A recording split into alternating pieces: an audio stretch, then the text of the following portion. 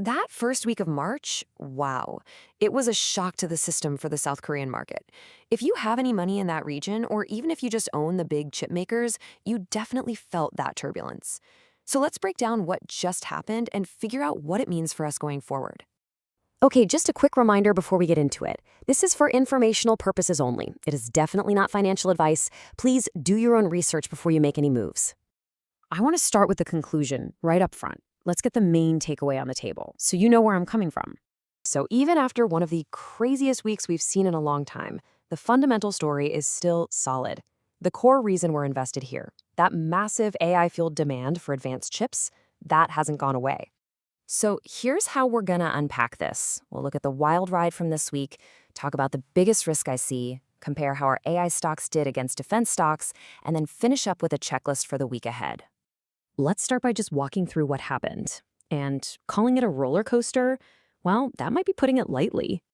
I mean, look at this. Wednesday was the single worst drop in the market's history. Then Thursday, we had this huge snapback rally on some diplomacy news. And by Friday, things finally started to breathe a little. So, what pulled us back from the brink? It wasn't just hope. There were some real reasons. We got those positive geopolitical rumors, which helped. But what was really crucial was the government stepping in with a massive stabilization fund. That action prevented what's called a liquidity crisis. That's when everyone is trying to sell and there's just no cash left to buy, and the whole system freezes. That fund kept the market's gears turning. All right, so looking ahead, what's the biggest risk we need to keep our eyes on? For me, it all comes down to one thing: the price of oil.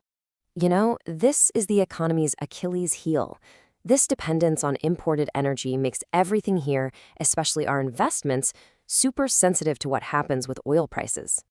And here's a pretty simple way to think about that risk. We can basically break it down into three possible scenarios, and it all depends on where the price of Brent crude oil goes. This chart really spells out the potential damage.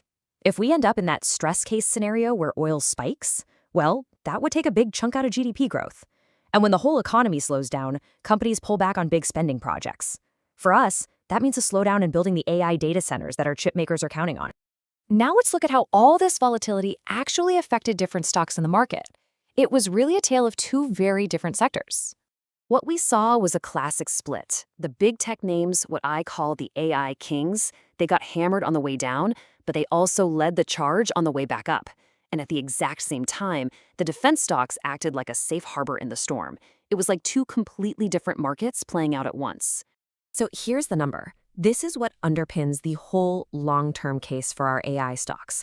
This is the projected global spend on AI data centers. It's the engine. And then you have this number. This is what's behind that other story, the defense sector, a record backlog of orders. Just two very powerful but very different growth drivers in the same market. Okay, so let's get practical. Looking ahead to the week of March 9th, what are the things we should actually be watching? We've got some important economic data coming out that'll give us a better read on how healthy the economy is. And if you're into charts, these are the key price levels for the EWY ETF to watch. They'll tell us a lot about the market's strength or weakness. And that brings me to a final thought, something I've been mulling over. A week like this really forces you to ask some bigger questions. As we build our positions around this AI revolution, how do we best protect ourselves from these kinds of geopolitical shocks? Something to think about for sure.